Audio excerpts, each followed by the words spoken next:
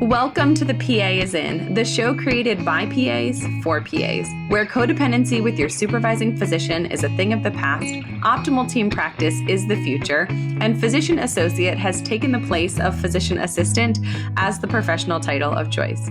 I'm Tracy Bingaman, and I'm obsessed with redefining what success as a PA looks like and what it feels like. Here you'll find the mindset shifts, systems, and processes I use to escape healthcare burnout and integrate my work into my life. Work-life balance is a myth, and an integrated life where you thrive professionally, not a balancing act, is the goal here. My mission is to help you to grow into a unicorn PA who loves their job, has abundant energy, time to spare, and work-optional financial freedom. The PA is in. Welcome back to another episode of The PA is In. Today, our guest is Brie Marks, a real-life friend of mine who is also a PA who's willing to share with us the trials and tribulations of her transitions throughout her career in medicine. As a calling, medicine can be this big, huge part of our life. But Brie is going to tell us today about how it became a smaller piece of her puzzle and how she navigated some smooth and some not so smooth job transitions. If you are considering leaving a job, if you found your dream specialty to actually be a little more of a nightmare, this episode is for you. Without further ado, here she is, my friend, badass PA and martial artist, Brie Marks.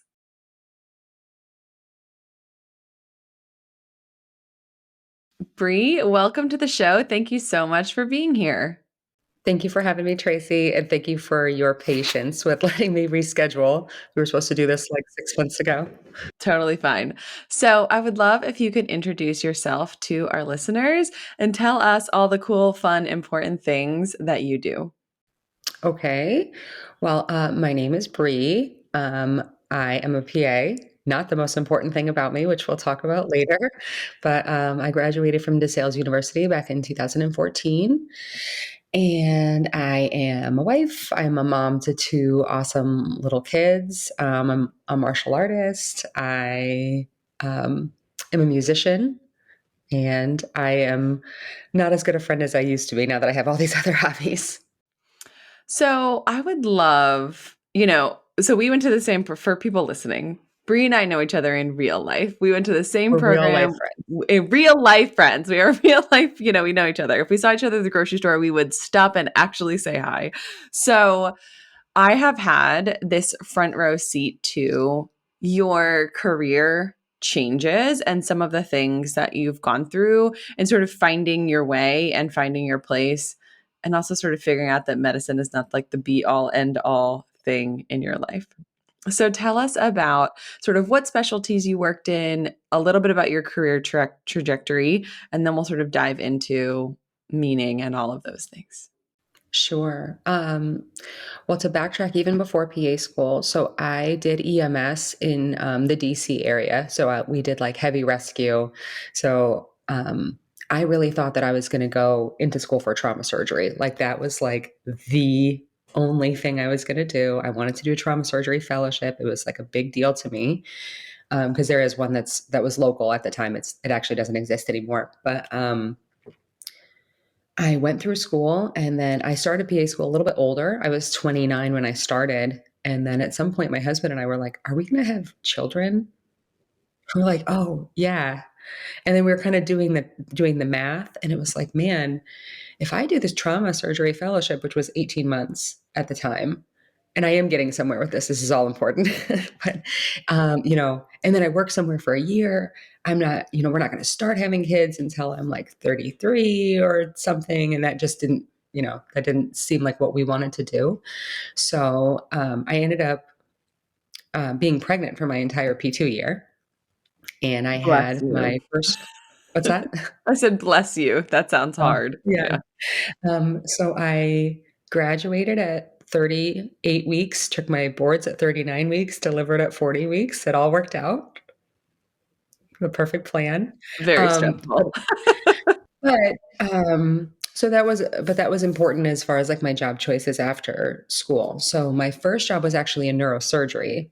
I had gotten the opportunity to rotate in neurosurgery, and it was going to be a non-surgical position, like more like neurocritical care, like neuro ICU and floor patients. And I was like, well, this is awesome. It's not exactly what I was thinking, but like, this is great.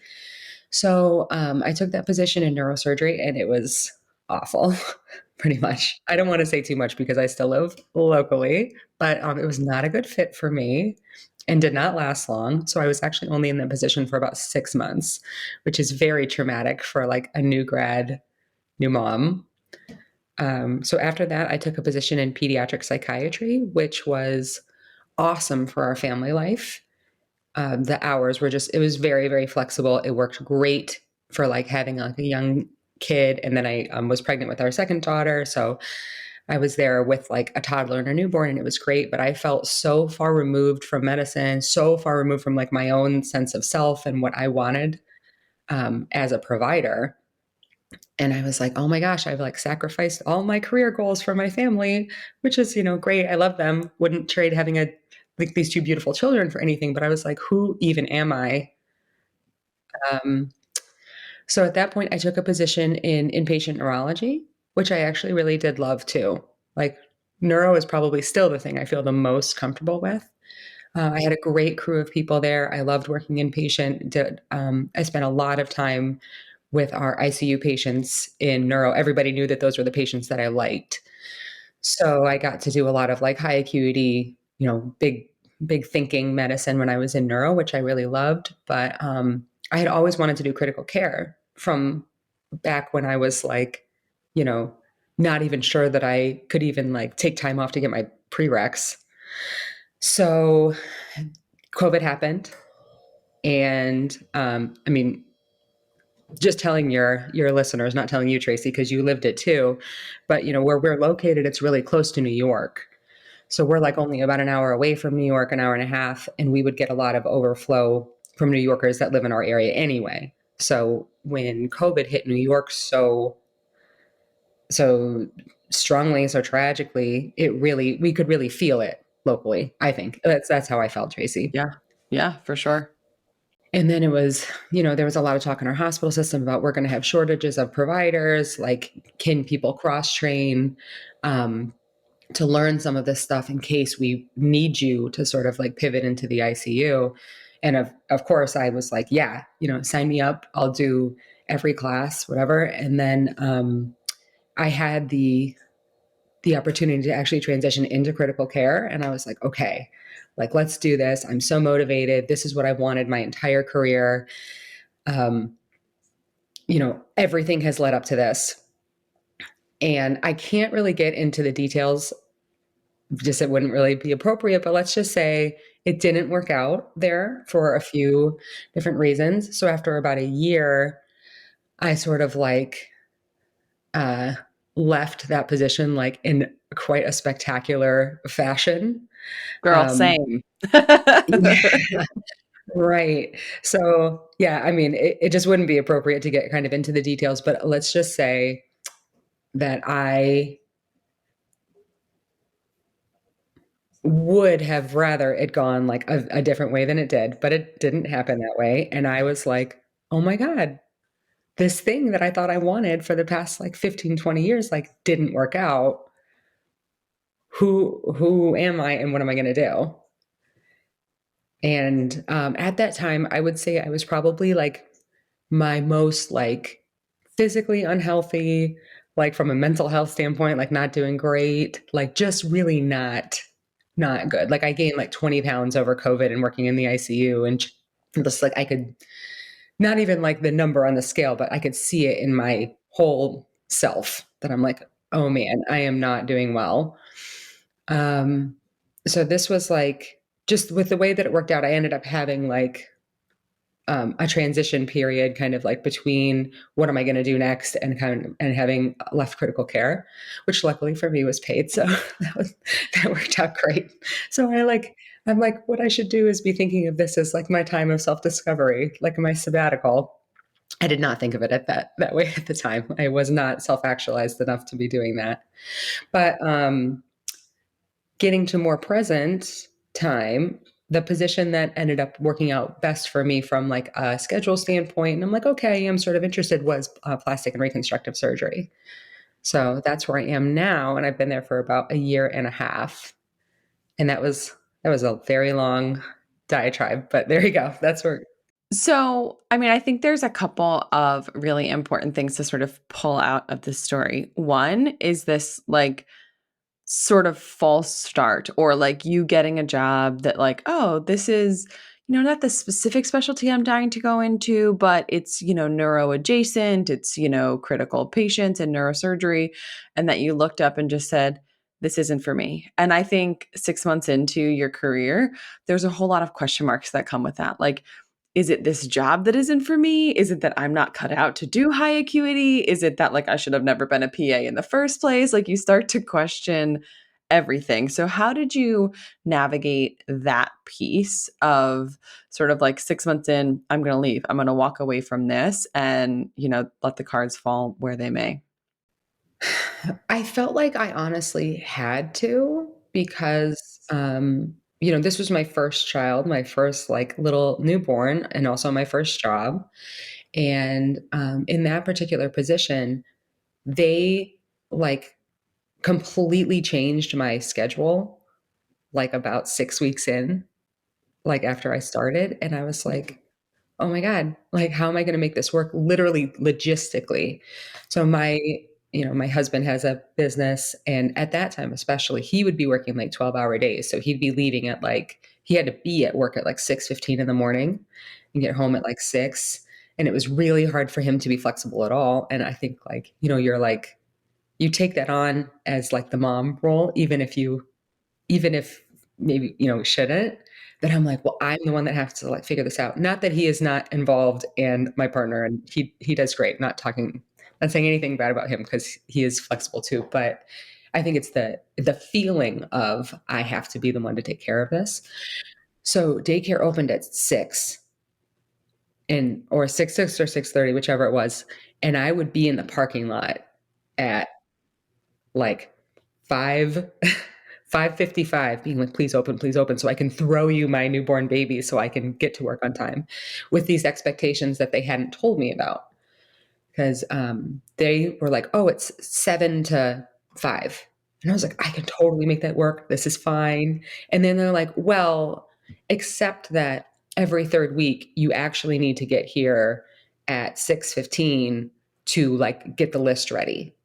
And actually, sometimes we don't round until 4:45 at night because the surgeon's in surgery. So And I was 5 is like, not but true either.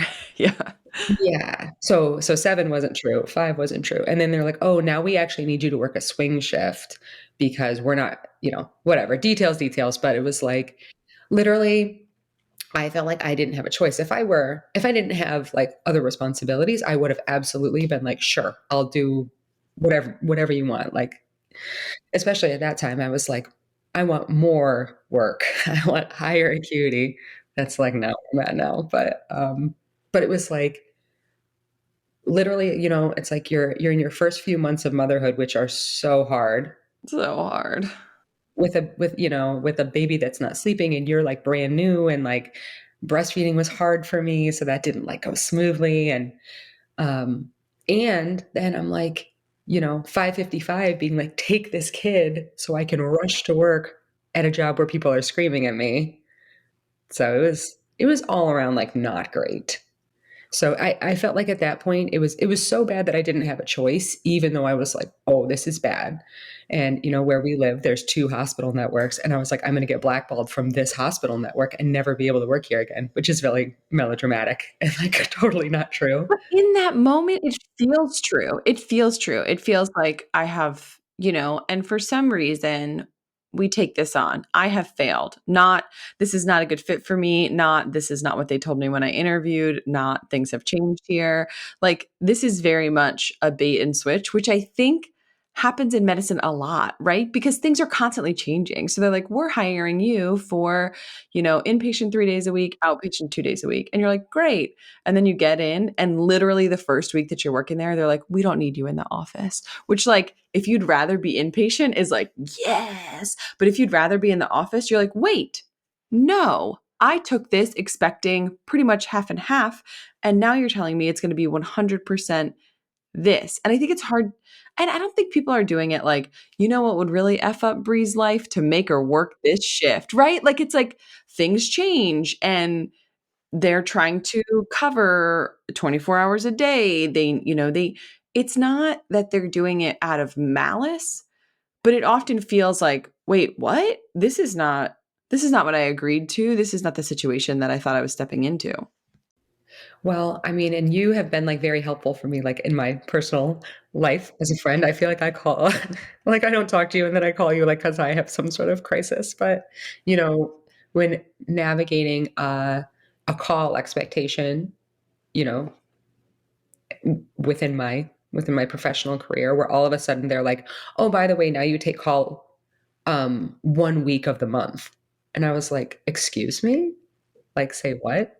Like, with I'm like, I can't do that, Nor especially do for I no more want to money. do that, nor was that I agreed don't right. upon. Yeah, I'm like, you can't just I'm like, no, you can't just tell me that like this is what I do now. But I think that's the problem with like these enormous corporations like owning all of healthcare is that like that's a different topic, but sometimes yes, they can if you want to still work there. And then you have to decide if you do. If you only take one sheet of paper to your next negotiation, let it be the PA Pay One Sheet. It's a tool designed to walk you through setting up the ideal outcomes, assessing the situation you are negotiating in, and it even includes a reminder of which negotiation skills you can use. Stop what you are doing. Download the one sheet, print it out, fill it out, and literally bring it to the table with you when you are negotiating next. It's designed specifically to work in healthcare settings wherever you are. You can use the PA One Sheet to get the best deal, the biggest raise, and to help your confidence walking into your next negotiation. Head to www.tracybingaman.com/one, that's ONE, to download your free copy of the PA Pay One Sheet and start prepping for your next negotiation today. It's linked in the show notes, but in case you missed it, it's at www.tracybingaman.com/ONE. Yeah, and I mean, I think especially if you feel like, "Oh, this is one of my main options for employment is this place, and this group is asking me to do this, and you don't wanna do it." It's not like in business where I feel like in business you can just say like, "No, I'll go get a job literally anywhere else. I can work remote, I can do this." I mean, I think being location dependent, like wanting to do a certain subset of specialties, living in a smaller community, your reputation is always gonna precede you, and so I feel like those demands come in, right? The email comes in, "You will be doing X," and you're like, "No, I'm so mad." And then you're like, "Okay, how can I navigate this in a way that doesn't drop an atom bomb on my career, but also that I don't just roll over and do whatever they say?" Right. Right. Because I'm like, I was ready to go do locums or something, but I was like, let me tell you what I'm not gonna do is 1 out of 4 call for no more money. That is that's my boundary, like, hard no. And that didn't end up coming to pass, but But I mean, I think you have to say no and be willing to give a little. I think also, I would love to say like, "No, I'm never taking any call, F you." Not super sustainable, right? Like, not a great, like, negotiation tactic. Sort of what we all wanna do when they say, "Oh, someone's got shoulder surgery, you're gonna be taking extra," you know? You're like, "Okay, will I be paid for that? No. Will I be compensated later with less call? No." Like, and then you have to decide, "Okay, this is the situation. How how firmly am I gonna push against this?" yeah, yep, and I think you have to find your hard boundaries and see what you're willing to put up with and what you're say, "All right, now it's zero sum. I will stay if you negotiate with me, and I will leave if you don't."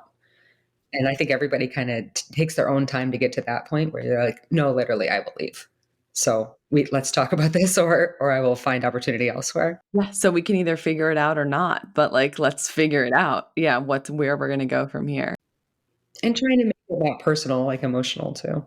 Yes, and there's always I mean, we have worked with critical care doctors, we have worked with surgeons. Like you and I both know that the personalities in these rooms are big and strong, and that they don't ever hear the word no from anyone. So when you say no, they're not like, great, I was hoping you would say that. Like, that's not how they react to that. So I had a little bit of a front row seat to you sort of reaching what I think you thought was the pinnacle, right? Like this critical care job, the thing that had been on your radar for, at this point, years and years. I want to do trauma critical care. I want to do neuro ICU. Like anyone who knew you knew that that was like, this is where I'm headed. You were super passionate about it. And then you got there and then it didn't work out for whatever reason. How did you navigate that as you sort of did you feel adrift? Like, how did it feel when you ended up like, I thought this was the thing and it turns out it wasn't? I mean, I was definitely like embarrassed for sure because I'm like, oh my gosh, like now I have to like tell everybody that, oh, I'm not doing that anymore. It was like, I definitely felt like, oh God. And it's also just because of like the professional community that we live in, I felt like I couldn't also like really tell people like my side of the story of why. And that was like that was hard because I wanna be like, "Well, it didn't work out, but, like, this is why," and, like, I wanted everybody to just, like, see that I was still smart and still cool and, still could do, like, hard stuff. It was, "But this is why this didn't work out," and, like, you just wanting to explain, and I couldn't do that. So, it was like having to sit in that discomfort too of being like, "Okay, well, now this just looks." I don't know. I don't know why I was so embarrassed, I think, because I was so vocal and so passionate about wanting to do this. And then it's like I did it for a year and then then I switched. So it's like, oh, I guess you just couldn't hang. Like that's what I was like, that's what everybody's gonna think. It's just that I was like not good enough to do it. But honestly, what really helped me, and again, I'm not trying to be cryptic, I'm trying to be professional. Um, I think the way in which people that I thought had my back so completely didn't, and how I ended up being like so in my the way that I perceived what happened was like so dispensable. That was probably the best thing that could have ever happened to me because I had such an enormous percentage of my identity wrapped up in being like a medical provider, but not only a medical provider, like someone that like wants the hardest cases, that wants to do, the most intense stuff, that's always willing to do that. Like, I want to be in the family meeting. Like I want to do more, more, more, more, you know, and also like to be kind of out front as a medical provider too, like sort of representing our network or whatever. And then just sort of seeing how little like other people cared about what I was doing. I don't know if that makes sense, but I felt like, it's like this main character syndrome where you're like, everybody supports me and is behind me and cares what I'm doing and, is really either rooting for me or like Just like invested in caring about. yeah, Yeah. Yeah. right. Or is like really gonna care if I leave. And then you're like, no, actually, that's not true. Like 90% of people like don't even know what's happening in your life.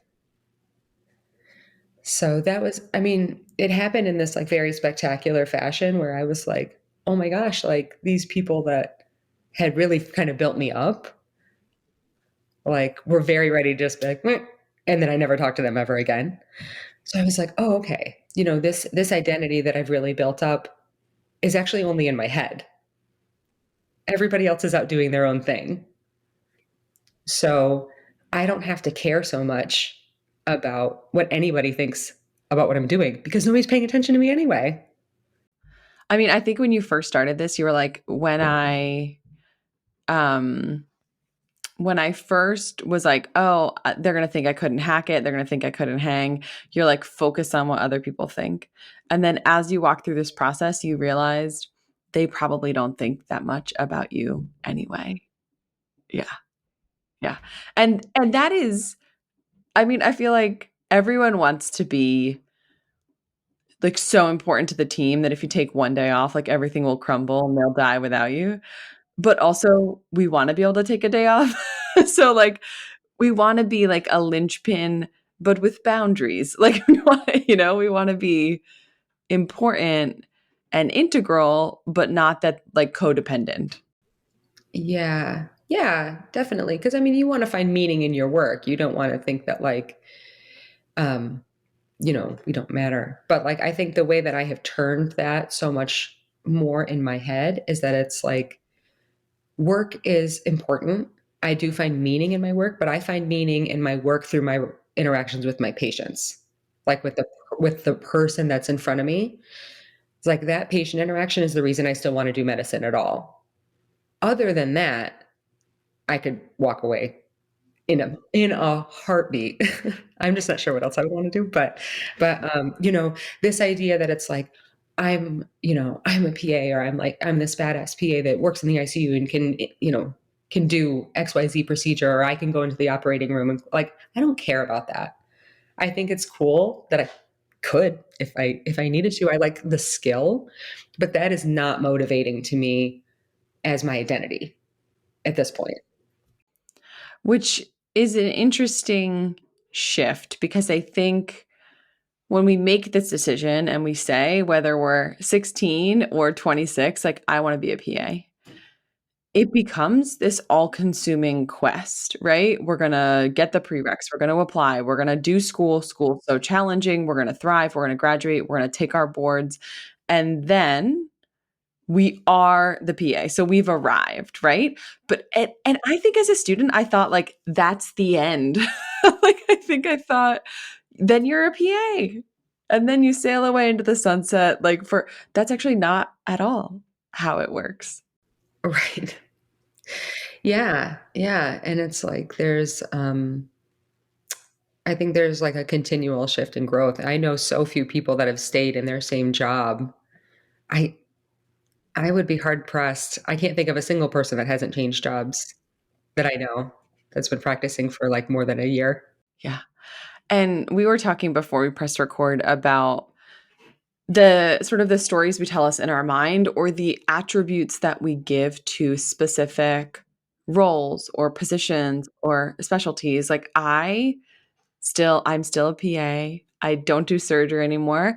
I still like self-identify as a surgery PA because for some reason, like that to me feels better than like saying I'm like office aesthetics. Like, and there's nothing wrong with being an office aesthetics PA. It's just in my mind. Like, if you want to talk to me about surgery, like my glory days of clamping renal arteries and like doing hilar dissections, like that makes me feel like I have a certain worth, or there's just like this weird like hierarchical status in medicine based on like what specialty you do, where like some we respect or think differently about than others. How has that been for you, or how have you perceived that?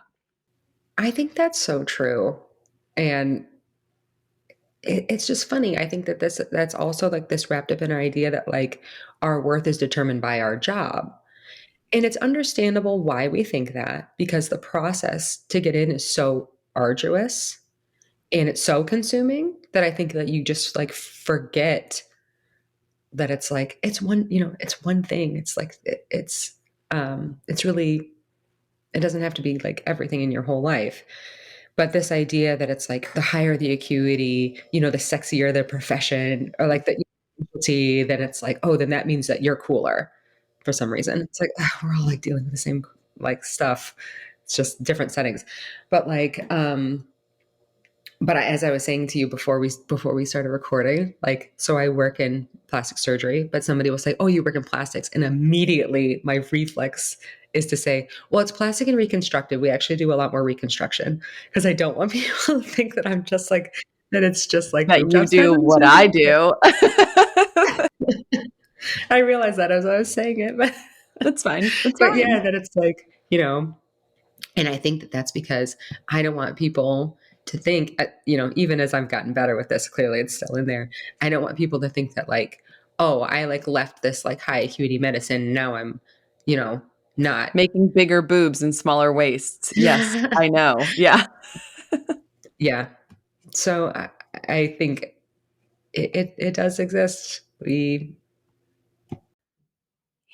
And it's so interesting to me because, like, we both have more than one child. And so I think about, like, what if our children grew up and one said, you know what I really want to do? Be an environmental service person, and someone else said I want to be a neurosurgeon, right? You're not saying to them like, well, one of you is worthy and one of you is unworthy, right? Like, your worth is not actually determined by your work at all. But we live in a society that has placed so much value on what we do and what we produce. And like, so you go to a party and they don't say like, Brie, hey, nice to meet you. They say, Brie, what do you do?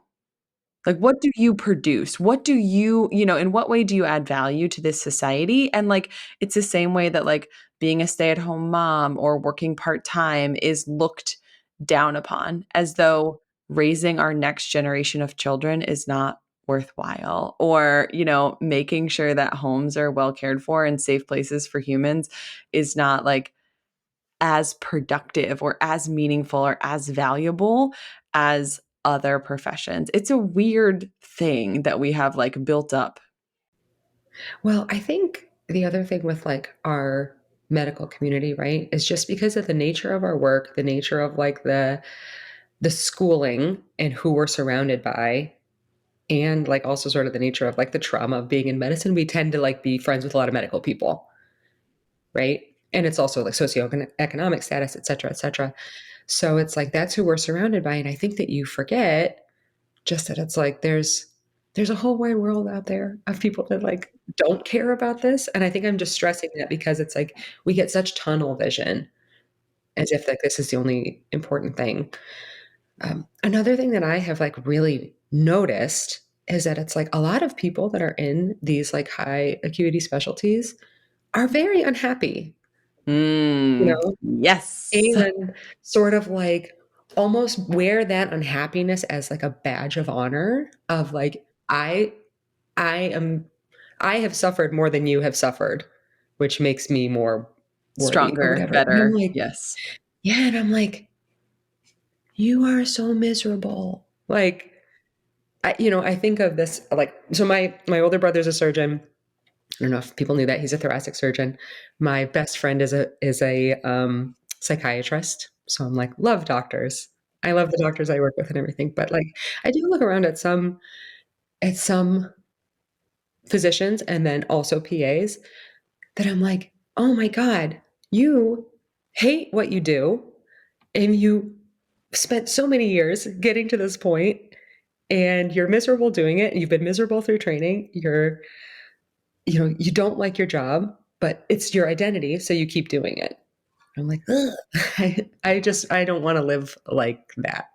Yeah. I think it is such an important reminder that there is more to life than what we do, even if what we do is a calling. So I think it gets blurry in medicine. I don't think that plumbers maybe deal with this, right? Like, if you're doing something that you didn't feel called to do, then maybe there's less of this like identity wrapped up in it. Like, I'm Tracy, I'm a PA, like, this is what I do, because I felt called to medicine, because I felt called to take care of people.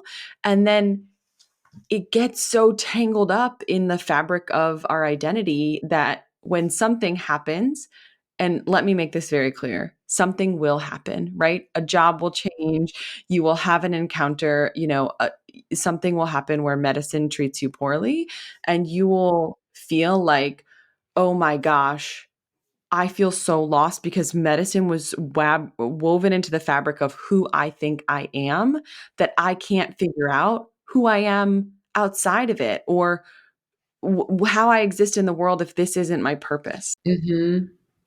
Well, I think it's like we like love a martyr, within medicine. Because it's like and I get it because you're like, "This person is actually sick and needs me." But it's so easy to let that idea become your entire identity that you pour your whole self into this, like, "Well, I have to be the one to do it because who else is gonna do it?" But you are, like, self sort of perpetuating this.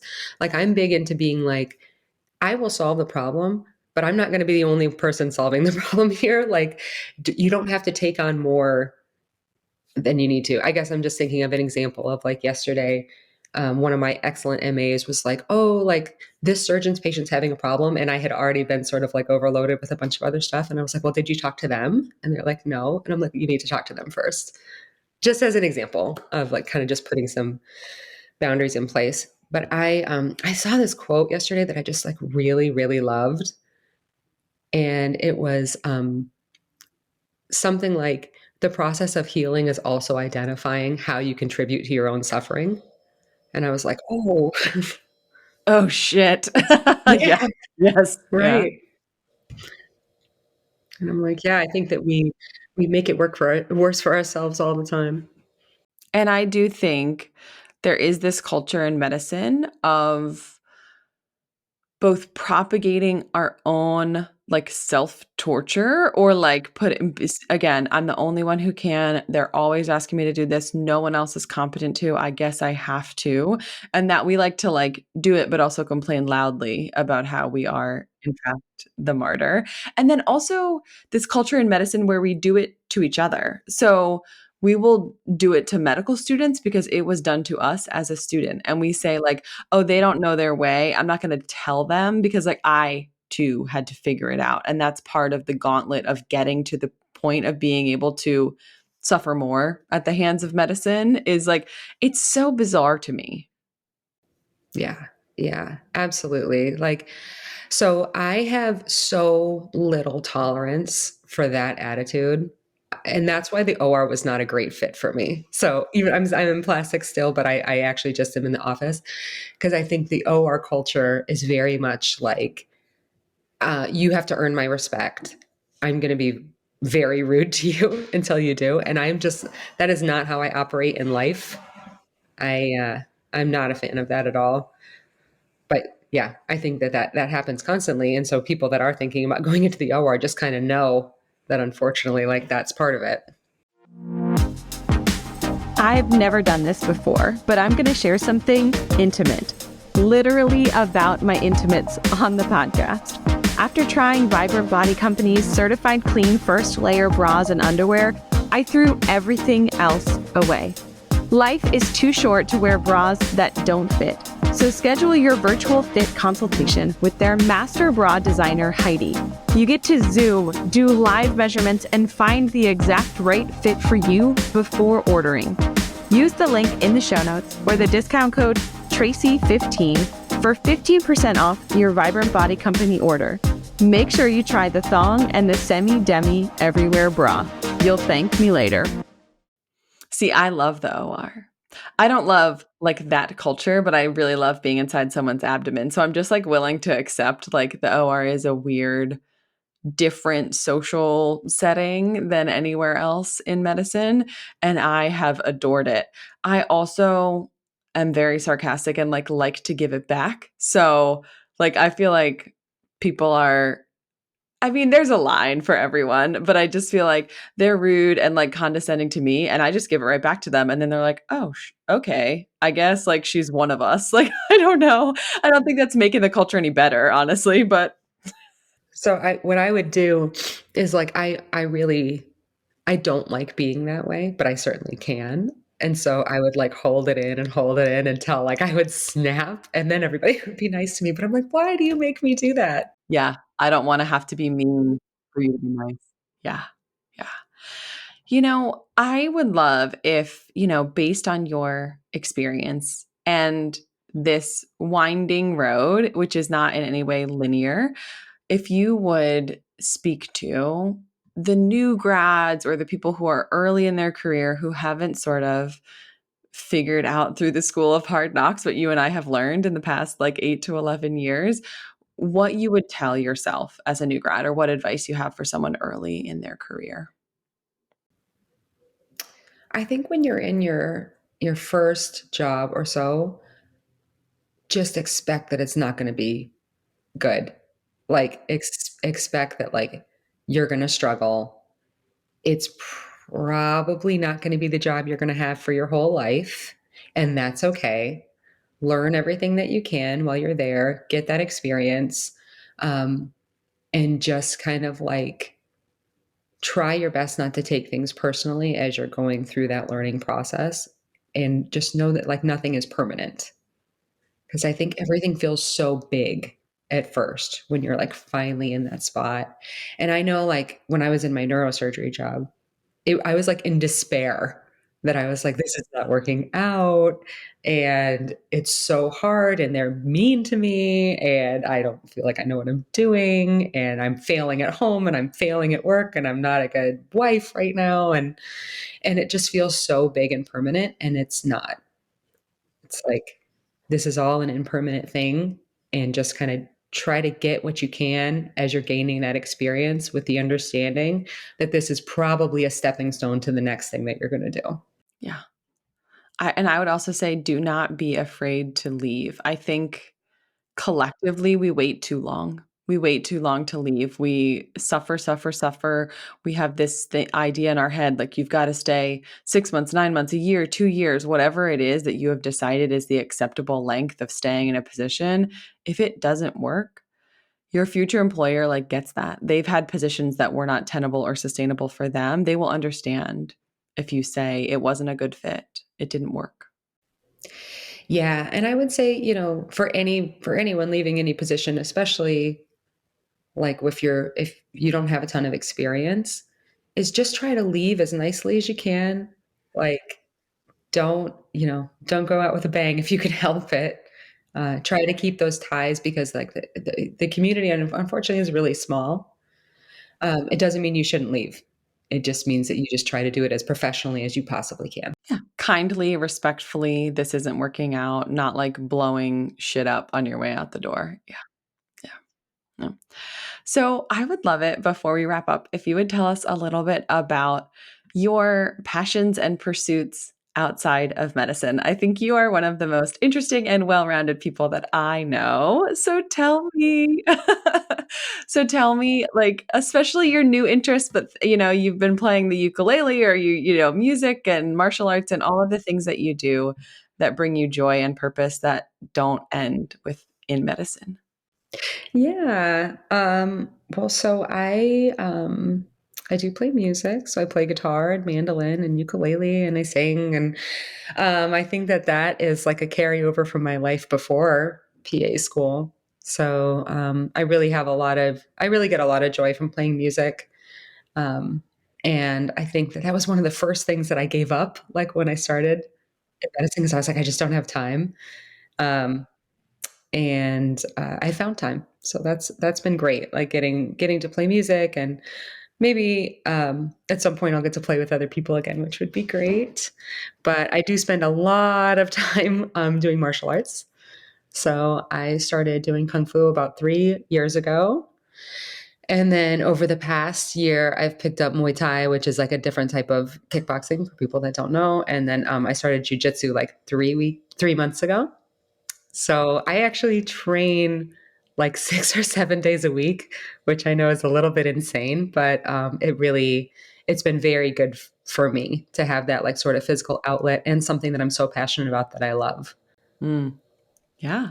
It has been cool to see this transformation and this passion of yours that you have developed for something. Like, I have always seen that you are a very passionate person. Like, if you're going to do something, you're going to do it all the way. You're super invested. Like, I'm going to precept a student best I can. I'm going to do this job best I can. But to see you pour that intention and focus into yourself and into doing things Mm. that bring you joy has been such a pleasure to see you. Oh, thank you. I mean, it really does, like, it's given me a huge gift, honestly, because it's like not only like the physical aspect of it, like, I'm much, much more physically fit than I was a few years ago, but it's also about like getting to physically witness yourself do something you absolutely never thought you could. So I remember like when I first started, so like I think your children still do martial arts too, Yep, right? they do. Yeah. So like our children do martial arts also. And I remember watching them and I was like, that is so cool. Like, I wish I could do that, but I could never. There's no way I could do it. And then, like through training, it didn't happen the first day, but I see myself do something like, do a front jump kick and like break a board. And I'm like, wow, like I can do a jumping kick and break a board. Like, who would have ever thought? And then you just start to see that like some of the limits that you put on yourself are exactly that. They're self-imposed. And how true are they? Maybe they're not true at all. Yeah. I mean, if you've never tried, you really don't know that you can't do it, and it's also unreasonable to expect, like, the first time, like, I'm just not gonna walk out and, like, jump and kick and, like, you have to practice, right? You have to train for the opportunity to grow and to prove yourself wrong again and again, and to say, "Oh, I thought as, like, a middle-aged, not so fit mom that this was not something that was attainable or doable," and turns out, like, you probably have surpassed all of the things that you thought weren't possible when you first started. Yeah. Yeah. Um, absolutely. And it's been really cool for my kids to be able to see me do that too. Yeah. I think I once heard a mom say, if you want your kids to value physical fitness, don't take them to soccer practice and sit on the sidelines watching them move their bodies. Drop them off and go run, right? Like do things, show them with your actions why it's valuable that they do these things, because like telling your kid like we should eat healthy and exercise but not doing it is really not that helpful at all. Absolutely. And I really so strongly believe in like movement as medicine. It's like most of our chronic health conditions, except for ones that are autoimmune, et cetera, um, can be just improved. Like our overall, like our mental health, our overall sense of well-being, like anxiety, insomnia, et cetera. Like all of that is better with movement. It might not cure it, but it will make it better. Yeah. I have done a lot of thinking recently about burnout and I think as providers in medicine, I think burnout is a spectrum and you can be like a little burned out or a lot burned out. I truly believe no one is like not burned out at all. I think this collective like trauma of working in medicine is like it's just going to make us feel a little burned out at different points in our career. But I've been thinking a lot about like what is the opposite of being burned out? And it really is wellness, right? So wellness, wholeness, healing, like feeling strong and confident and mentally sound. Like you and I have both had periods in our career where those things were not even a consideration. Like there was no time, no focus, no, like it was like, what are you doing for exercise? And you're like, occasionally I jog from the parking garage, like when I'm late, like it was like, so, it just goes to show that like if you're in a season where you're like listening to this and you're like, well, aren't you two both whole and healed and like the other side of perfect burnout? First of all, untrue. Second of all, we both had seasons where these things were not at all happening, and we both felt shitty during those times. Yeah. Yeah. Well, I mean, I can think of like my peak COVID sort of ICU badness, like depression era. And it was like, this is the advice I would give to myself then, is that it's like you think you're doing yourself a favor by like having that extra drink at night, by like just eating the, XYZ thing that tastes good like in this moment, by being like, I'm too tired to go work out. Like you think you're being kind to yourself and giving yourself a break. But it's actually like you feel worse because you're doing these things. And it is not easy to break that pattern, but it's this idea that it's like we're getting dopamine reinforcement for these negative habits. So it's like I know for me, I'd be like, oh man, I can't wait till the kids go to bed so that I can like just have a drink and sit here and watch TV and not talk and like just like basically like, Zone out, veg. Yep. sink into the couch. And I really thought that that was my reward for kind of getting through the day. And then like at some point I just was like, "Oh my gosh, like I have oh sorry, husband's calling me." I'm like, "Oh my gosh, I have um not that I'm like getting drunk every day or anything, but I'm like I've had a drink like every day for this whole month and my scrubs don't fit. Like I literally like can't get my scrubs on and these are pajama bottoms." So, um and like I feel like crap because I'm just like eating all this processed food and like stuff that I would never eat before because I've always tended to like eat fairly, you know, like healthy, quote unquote, like but I was just like I'm eating so much sugar. I'm drinking alcohol like every day. I'm not moving my body. I'm like not even talking to my husband. I'm just sitting here with my 1 minute of silence. Like I just can't wait for the day to be over so I can have this time. And I'm like, this is not a way to live. Like I am actually not being kind to myself by creating a life that I have to escape from immediately. So that was like the way that it started for me was really being like, okay, I know that this type of food makes me feel bad. So that's how that was like my first step was just being like, I'm just going to like, I took a break from alcohol and I took a break from sugar for a while. And at first you're like, that sounds horrible. I don't want to do any of that. And but it's like once you kind of have like get like a week or 2 weeks or something like under your belt, you're like, oh, actually, I feel a lot better. And then at least for me, like I think I'm very sensitive to that kind of stuff. So it's like now if like I eat sugar, I'm like, oh my God, I feel terrible. Like it's like the reward is not worth it for how you feel afterward. Yeah. And those things, changing those habits, take two things: awareness and intentionality, right? So you have to realize that you're doing the thing that maybe isn't making you feel good and isn't like a healthful, habit that's making your life better. And you have to like intentionally change it. Because if every night you sit down and have a glass of wine and think like, oh, I wish I wasn't doing this, but tomorrow you do the same, then you end up beating yourself up for a bad habit that you really haven't been intentional about changing. Yeah, I think it's like don't say you're going to do it until you're really actually ready to do it. And if you're not ready to say you're going to do it, like that's fine.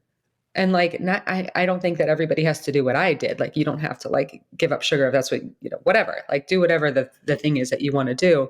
But also like building integrity with yourself is really important. So if you know tomorrow you're going to have a glass of wine, then don't say tomorrow I'm not going to do it. Like, you know, I would say start with a smaller goal about being like one night this week I'm just not going to have a glass of wine, Sure. Yeah. and Make it then so go easy from to succeed that then you can celebrate that one small success. Yeah. absolutely. Or like tonight, I'm going to have half a glass. Or tonight, I'm going to have half a cookie instead of the whole thing. Or, whatever it is that you can actually do. Because I think you have to build that evidence with yourself that you're going to follow through with what you say you're going to follow through. So you're not having the self-fulfilling prophecy of being like, I said I wasn't going to have I gave up the sugar for wine the and then I third did time have the this wine. month. See, Yeah. I never follow through with what I said I was going to do. And then it just kind of repeats. Yeah, so I read a habit book once that said instead of saying, I'm going to run a marathon, I'm going to give up alcohol, I don't eat, I'm going to do this thing, that you say, I don't drink. And that you take on like the present identity of the habit that you're trying to.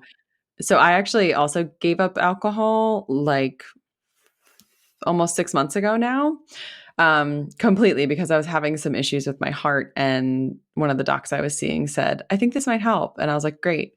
And I just started saying, I don't drink, period. Like no qualification. It was 3 words: I don't drink. And that I took on the identity of someone who doesn't drink alcohol. I've yet to successfully do it with sugar. So I'm very impressed with your giving up of sugar. But, I think that if we say, like, this is something that matters to me enough that I am going to actually do it. And as you said about confidence, like every time that you say you're going to do something and then you do it, you prove to yourself that you are, in fact, trustworthy and that like it's, that you are someone who's going to do the things to take care of yourself. So I feel like this is such a great place to wrap up this conversation. And I just want you to tell us all where we can find you and where we can hang out with you online if people want to follow your exceptional martial arts career / general PA life advice. Well, thank you very much for having me.